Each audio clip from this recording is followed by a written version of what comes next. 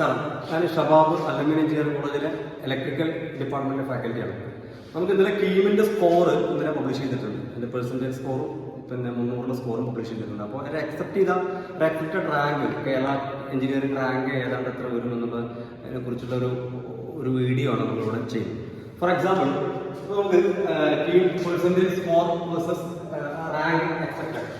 നമുക്ക് ഇതിൽ എത്ര പേര് ക്വാളിഫൈഡ് ആയിട്ടുണ്ട് എന്നുള്ളതാണ് ആദ്യം. നമുക്ക് സി കേരളയിൽ ആ ഡാറ്റ നമുക്കത് അപ്ഡേറ്റ് ആയി കാണുന്നില്ല. അപ്രോക്സിമേഷൻ ഒരു 78,000 പേര് പരീക്ഷ എഴുതി ഒരു 55,000 പേര് ക്വാളിഫൈഡ് ആയിട്ടുണ്ട് എന്നുള്ള രീതിയിലാണ് നമ്മൾ ഇപ്പോൾ പറയുന്നത്. 55,000 പേര് മീൻസ് 55,000 ലാസ്റ്റ് റാങ്ക് വരുന്ന രീതിയിൽ 55,000 പേര് കീമിൽ ക്വാളിഫൈഡ് ആയിട്ടുണ്ട് എഞ്ചിനീയറിംഗ്. ആ ഒരു എക്സ്പെക്ടേഷനാണ് നമ്മൾ ഈ സാധനം വർക്ക് ചെയ്യുന്നത്. അപ്പോൾ റാങ്ക് 1 മുതൽ ലാസ്റ്റ് റാങ്ക് വരെ 55,000 വരെ 55,000 ആണ് ലാസ്റ്റ് റാങ്ക്. അങ്ങനെ വരുമ്പോൾ സപ്പോസ് നമ്മളൊരു പെർസെന്റേജ് സ്കോർ നിങ്ങളുടെ ഡാറ്റ ഷീറ്റ് വന്നിട്ടുണ്ടോ? പെർസെന്റേജ് സ്കോർ എന്ന് പറഞ്ഞു കഴിഞ്ഞാൽ സപ്പോസ് ഇതാണ് ഇപ്പോൾ പെർസെന്റേജ് ആണ് എക്സാമ്പിൾ പറഞ്ഞിരിക്കുന്നത് 66.6632. ഇതിന് പോയിന്റിന് ശേഷം 4 ഡിജിറ്റ് എടുക്കണം. ഫോർ എക്സാമ്പിൾ, ഇത് ഞാനിപ്പോൾ 66% എടുക്കുകയാണെന്നുണ്ടെങ്കിൽ ഇത് എന്താണ് മെൻഷൻ ചെയ്യുന്നത്? ബാക്കി 100ലേക്ക് എടുക്കുകയാണെങ്കിൽ 34% ആളുകൾ. അപ്പോൾ ടോട്ടൽ ക്വാളിഫൈഡ് ആയ 55,000 പേരിൽ 34% പേരുകൾ നിങ്ങളുടെ മുൻപിലാണ്. മീൻസ് അതിനുശേഷമാണ് നിങ്ങളുടെ റാങ്ക് വരുന്നത് എന്നുള്ളതാണ് ഈ പെർസെന്റേജ് കൊണ്ട് ഉദ്ദേശിക്കുന്നത്. പെർസെന്റേജ് ആണ്, പെർസെന്റേജ് അല്ല. അങ്ങനെ വരുമ്പോൾ സപ്പോസ് ഞാൻ ഒരു പെർസെന്റേജ് സ്കോർ 66.6632 എന്ന് പറയുന്ന ഒരു പെർസെന്റേജ് സ്കോർ എക്സാമ്പിൾ. അതെങ്ങനെ ചെയ്തു നോക്കാം. അത് നമുക്ക് 100ൽ നിന്ന് ഈ പറയുന്ന നിങ്ങളുടെ പെർസെന്റേജ് സ്കോർ മൈനസ് ചെയ്യാം. നിങ്ങൾക്ക് എത്രയാണോ പെർസെന്റേജ് സ്കോർ കിട്ടിയതെങ്കിൽ അത് മൈനസ് ചെയ്യാം. ഞാനിവിടെ എക്സാമ്പിൾ എടുത്തത് ഈ ഡിജിറ്റ് ആണ്. അപ്പോൾ നമുക്ക് എന്ത് കിട്ടും? 33.3368. ഈ പോയിന്റിന് ശേഷം മുഴുവൻ ഫ്രാക്ഷൻ എടുക്കണം. എന്നിട്ട് അതിനെ നമ്മൾ എന്ത് ചെയ്യണം? 33.3368 ഡിവൈഡ് ബൈ 100 പെർസെന്റേജിലേക്ക് മാറ്റി ഇൻറ്റു 55,000. ഇൻറ്റു 55,000. ഞാൻ 55,000 എടുക്കാൻ കാരണം എന്താണ്? കീമിന്റെ പിന്നെ റാങ്ക് ലിസ്റ്റിൽ ഇപ്പൊ നമ്മൾ 76,000 പേര് പരീക്ഷ എഴുതിയിട്ടുണ്ടെന്ന് പറയുന്നത്. അതിൽ 55,000 പേര് മിനിമം 10 മാർക്ക് വാങ്ങി ക്വാളിഫൈഡ് ചെയ്തിട്ടുണ്ട് എന്നുള്ളതിന്റെ കണക്ക് വെച്ചിട്ടാണ്. ചിലപ്പോൾ ഇത് അങ്ങോട്ടും ഇങ്ങോട്ടും ചെറിയ വാരിയേഷൻ വരാം. അപ്പോൾ ചെറുതായിട്ട് റാങ്ക് അങ്ങോട്ടും ഇങ്ങോട്ടും മാറും. അപ്പൊ ഇത് സോൾവ് ചെയ്ത് കഴിഞ്ഞാൽ നമുക്ക് കിട്ടുന്ന റാങ്ക് എത്രയാണ്? 18,330. ഇപ്പൊ നമ്മൾ നേരത്തെ ഉള്ള പെർസെന്റേജ് സ്കോർ വെച്ചുള്ള റാങ്ക് കണക്കാക്കിയപ്പോൾ നമുക്ക് റാങ്ക് അപ്രോക്സിമേറ്റ് വരുന്നത് 18,335. നമുക്കറിയാം 50% വെയിറ്റേജ് എന്ന് പറയുന്നത് +2 മാർക്കാണ്. PCM ഞാൻ സ്റ്റേറ്റ് സിലബസ് എക്സാം വെച്ച് പറയാണ്. സെക്കൻഡ് ഇയറിന്റെ മാർക്കാണ് എടുക്കണം. ഫിസിക്സ് നമുക്കറിയാം സ്റ്റേറ്റ് സിലബസിലെ സെക്കൻഡ് ഇയറിൽ 120 ആണ് ടോട്ടൽ. കെമിസ്ട്രി 120 ആണ് ടോട്ടൽ. മാത്സ് 120 ആണ് ടോട്ടൽ. ഈ 3 മാർക്കുമാണ് കൂട്ടിക്കഴിഞ്ഞാൽ നമുക്ക് ഔട്ട് ഓഫ് 360 ഒരു എക്സ് എന്ന് പറയുന്ന മാർക്കാണ് നമുക്ക് കിട്ടുന്നതെങ്കിൽ അത് 300ലേക്ക് മാറ്റും. ഓക്കെ, അതൊരു 280 to 300 എന്ന് പറയുന്ന റേഞ്ചിലാണെങ്കിൽ നിങ്ങളുടെ റാങ്ക് ഒന്നും കൂടി ഇമ്പ്രൂവ് ചെയ്യും. റാങ്ക് ഇമ്പ്രൂവ് ചെയ്യും എന്ന് പറഞ്ഞു കഴിഞ്ഞാൽ 18,335 എന്നുള്ളത് അപ്പോൾ കുറഞ്ഞ് ഏകദേശം ഒരു 17,500 ആ റേഞ്ചിലേക്കൊക്കെ വരാം. ഓക്കെ, ഫസ്റ്റിന്റെ മാർക്ക് അപ്രോക്സിമേറ്റ് 300 അടുത്തൊക്കെയാണ് മുന്നിൽ വരുന്നതെങ്കിൽ ഈ റാങ്ക് പിന്നെയും ഇമ്പ്രൂവ് ചെയ്യും. അപ്രോക്സിമേറ്റ്ലി ഒരു 16,900 ഇതിലേക്കൊക്കെ ഇമ്പ്രൂവ് ചെയ്ത് വരാം. ഓക്കെ, ഇതൊരു അപ്രോക്സിമേറ്റ് കാൽക്കുലേഷൻ ആണ്. ദെൻ സപ്പോസ് നിങ്ങളെ ഈ +2ന്റെ മാർക്ക് കുറയുകയാണെങ്കിൽ എന്ന് പറഞ്ഞാൽ അത് ഒരു 280-നെക്കാളൊക്കെ ലെസ് ദാൻ വരികയാണെങ്കിൽ ഈ പറയുന്ന റാങ്ക് ഹൈക്കാണ് വരും. റാങ്ക് എന്ന് പറഞ്ഞു കഴിഞ്ഞാൽ ഈ 18,335 എന്നുള്ളത് ഒരു 19,500, പിന്നെ വീണ്ടും ഒരു +500 അല്ലെങ്കിൽ 1000 ഈ രീതിയിലേക്ക് റാങ്ക് കൂടും. റാങ്ക് കൂടുക മീൻസ് റാങ്ക് ലിസ്റ്റിന്റെ അടിയിലേക്ക് പോകുക എന്നുള്ളതാണ്. ഓക്കെ, റാങ്ക് ഇമ്പ്രൂവ് ചെയ്യാന്ന് പറഞ്ഞു കഴിഞ്ഞാൽ നമ്മൾ ഈ പറയുന്ന +2ന്റെ മാർക്ക് നിങ്ങൾക്ക് ബോർഡർ സപ്പോസ് ഒരു 295 ഒക്കെ ആണെന്നുണ്ടെങ്കിൽ ഈ കാൽക്കുലേഷൻ പ്രകാരം കിട്ടുന്ന റാങ്കിൽ നിന്ന് കുറച്ചുകൂടി റാങ്ക് ഒരു 1000 വരെയൊക്കെ റാങ്ക് 1,500 വരെയൊക്കെ റാങ്ക് ഇമ്പ്രൂവ് ചെയ്യാം.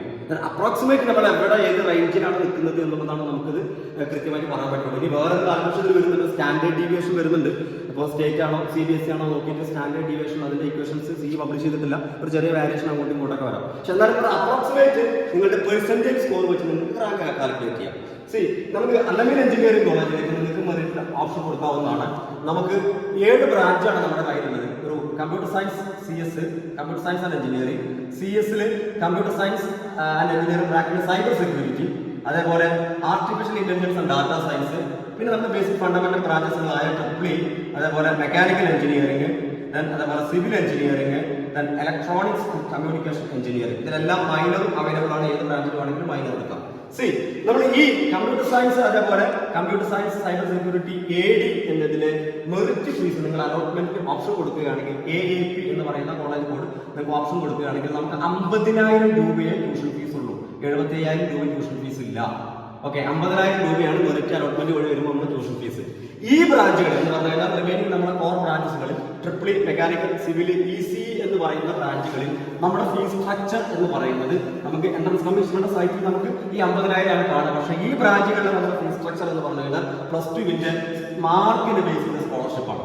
ഈ ബ്രാഞ്ചുകളിൽ triple mechanical, civil, electronics and communication എന്നുള്ളതിൽ നമ്മുടെ മെറിറ്റ് ആയാലും മാനേജ്മെന്റ് ആയാലും നമ്മുടെ ഫീസ് സ്ട്രക്ചർ എന്ന് പറഞ്ഞു കഴിഞ്ഞാൽ +2 മാർക്കിന് ബേസ് ചെയ്താണ്. ഫുൾ A+ ആണെങ്കിൽ 100% സ്കോളർഷിപ്പോട് കൂടി പഠിക്കാം. 100% ട്യൂഷൻ ഫീസ് സ്കോളർഷിപ്പോട് കൂടി പഠിക്കാം. 90% ആണ് +2 ഓവറോൾ പെർസെന്റേജ് വരുന്നതെങ്കിൽ നിങ്ങളുടെ ട്യൂഷൻ ഫീസ് പെർ ഇയർ 30,000 ആണ്, 30,000 വരും. മാക്സിമം ഒരു 45,000 എന്ന് പറയുന്ന ഫീസ് സ്ട്രക്ചറിലാണ് +2 മാർക്കിനെ ബേസ് ചെയ്ത് നമ്മൾ ഈ ബ്രാഞ്ചസ് എല്ലാം ഓപ്പറേറ്റ് ചെയ്യുന്നത്. ഓക്കെ, അപ്പോൾ നിങ്ങൾക്ക് മെറിറ്റ് വഴി ഓപ്ഷൻ കൊടുക്കുക. അതോടൊപ്പം തന്നെ മാനേജ്മെന്റ് സീറ്റിലേക്ക് ബുക്ക് ചെയ്യുകയും ചെയ്യാം. വേറെ ഓപ്ഷൻ നിൽക്കുന്നത് മാനേജ്മെന്റ് സീറ്റിൽ ബുക്ക് ചെയ്ത് കോളേജ് മെറിറ്റ് ഓപ്റ്റ് ചെയ്യുമ്പോൾ ഗവൺമെന്റ് എഞ്ചിനീയറിംഗ് കോളേജുകളിൽ നിങ്ങൾ ഫസ്റ്റ് ഓപ്ഷൻ കൊടുക്കുകയാണെങ്കിൽ അതിലേക്ക് കിട്ടുകയാണെങ്കിൽ നിങ്ങൾക്ക് പോകാം. അതല്ല, മാനേജ്മെന്റ് സീറ്റിൽ ബുക്ക് ചെയ്ത് ഓപ്ഷൻ കൊടുക്കുമ്പോൾ പ്രൈവറ്റ് എഞ്ചിനീയറിംഗ് കോളേജുകളിൽ അലൈൻമെന്റ് എഞ്ചിനീയറിംഗ് കോളേജ് കൊടുത്തു കഴിഞ്ഞാൽ നിങ്ങൾക്ക് മെറിറ്റ് വന്നു കഴിഞ്ഞാൽ, മെറിറ്റിൽ അലോട്ട്മെന്റ് കിട്ടിക്കഴിഞ്ഞാൽ ഈ മാനേജ്മെന്റ് സീറ്റിൽ നിങ്ങൾ എടുത്ത സീറ്റ് നേരെ എടുത്ത് മെറിറ്റിലേക്ക് മാറ്റിത്തരും. അപ്പോൾ ഈ 3 ബ്രാഞ്ചസിലാണെന്നുണ്ടെങ്കിൽ നമ്മൾ മാനേജ്മെന്റ് സീറ്റിൽ നിന്ന് മെറിറ്റിലേക്ക് മാറുമ്പോൾ മെറിറ്റ് ഫീസ് 50,000 വരുന്നുണ്ട്, അതിലേക്ക് മാറാൻ പറ്റും. മറ്റുള്ള ബ്രാഞ്ചുകളിൽ ഫീസ് സ്ട്രക്ചർ സെയിം ആണ്. +2 ബേസ് ചെയ്ത ഒരു പെർസെന്റേജാണ് നിൽക്കുന്നത്. ഇനി വേറെ കാര്യം പറയുകയാണെങ്കിൽ ഇപ്പോൾ +2 റിസൾട്ട് വന്നു, ഡിസ്ക്വാളിഫൈഡ് ആയ ആളുകളുണ്ടാവും. കാരണം നെഗറ്റീവ് ഉള്ള ഒരു എക്സാമിനേഷനാണ്. അപ്പോൾ മുഴുവൻ കയറി നമ്മൾ അറ്റൻഡ് ചെയ്തവർ എന്ത് ചെയ്യുന്നു, നെഗറ്റീവ് മാർക്കൊക്കെ വന്ന് ഡിസ്ക്വാളിഫൈഡ് ആയിട്ടുണ്ടാവും. അവർ വലിയ സങ്കടത്തിലായിരിക്കും. ഒരു കാര്യം ഉറപ്പിക്കാം, ഡിസ്ക്വാളിഫൈഡ് ആയതുകൊണ്ട് ഒരു കുഴപ്പമില്ല. നിങ്ങൾ കേരളത്തിൽ എഞ്ചിനീയറിംഗ് പഠിക്കാൻ, ബിടെക്കിന് പഠിക്കാൻ, ഏത് ബ്രാഞ്ച് ആയിക്കോട്ടെ ബിടെക്കിന് പഠിക്കാൻ പിന്നെ എൻട്രൻസ്, പ്രത്യേകിച്ച് സെൽഫ് ഫിനാൻസിങ് എഞ്ചിനീയറിംഗ് കോളേജുകളിൽ എൻട്രൻസ് ആവശ്യമില്ല. മെറിറ്റ് സീറ്റിലേക്ക് മാത്രമാണ് നമ്മൾ എൻട്രൻസ് നോക്കുന്നുള്ളൂ. അപ്പോൾ അതുകൊണ്ട് തന്നെ ഈ മെറിറ്റ് ആയാലും മാനേജ്മെന്റ് ആയാലും ഞാൻ ഈ പറഞ്ഞ ഫീസ് സ്ട്രക്ചർ എല്ലാം സെയിം ആണ് ഈ കോർ ബ്രാഞ്ചസുകളിൽ. ഓക്കെ, +2 മാർക്കിനെ ബേസ് ചെയ്ത്. അപ്പോൾ എൻട്രൻസ് ഡിസ്ക്വാളിഫൈഡ് ആയ ആളുകൾക്ക് +2 പാസ്സായിരിക്കണം. +2 പിന്നെ പാസ്സായി physics, chemistry, maths puttu together 45% മാർക്കുള്ള ഏതൊരാൾക്കും കേരളത്തിലെ എഞ്ചിനീയറിംഗ് കോളേജുകളിൽ മാനേജ്മെന്റ് സീറ്റിൽ അഡ്മിറ്റ് ചെയ്യാം. വളരെ ചെറിയൊരു ഫീസ് സ്ട്രക്ചറിലാണ് നമ്മൾ ഈ പറയുന്ന ബ്രാഞ്ചുകളെല്ലാം ഓപ്പറേറ്റ് ചെയ്യുന്നത്. അപ്പോൾ അതുകൊണ്ട് മെറിറ്റ് വഴി വരാൻ പറ്റാവുന്ന സാധ്യതയുള്ള ആളുകൾ മെറിറ്റ് ഓപ്ഷൻ നോക്കണം. അതോടൊപ്പം മാനേജ്മെന്റ് കോട്ടയിലേക്കുള്ള അഡ്മിഷൻ നമ്മൾ നടന്നുകൊണ്ടിരിക്കുകയാണ്. ഈ പറയുന്ന ഫീസ് സ്ട്രക്ചറിൽ ഡിസ്ക്വാളിഫൈഡ് ആളുകളുണ്ടെങ്കിൽ അവർക്ക് മാനേജ്മെന്റ് കോട്ടയിലേക്ക് അഡ്മിറ്റ് ചെയ്യാവുന്നതാണ്. ദെൻ ക്വാളിഫൈഡ് ആയ ആളുകളുണ്ടെങ്കിൽ മാനേജ്മെന്റ് കോട്ട സീറ്റിൽ ബുക്ക് ചെയ്ത് മെറിറ്റിലേക്കുള്ള ഓപ്ഷനെ വെയിറ്റ് ചെയ്യാവുന്നതാണ്. ദെൻ അങ്ങനെ വരുമ്പോൾ മെറിറ്റ് സീറ്റിലേക്ക് അത് കൺവേർട്ട് ചെയ്ത് കൊടുക്കും. ഓക്കെ, നിങ്ങൾക്ക് അഡ്മിഷനുമായി ബന്ധിപ്പിച്ച കാര്യങ്ങൾ നമ്മുടെ കോളേജിലെ അഡ്മിഷൻ സെല്ലുമായി ബന്ധപ്പെടാവുന്നതാണ്. Okay, thank you.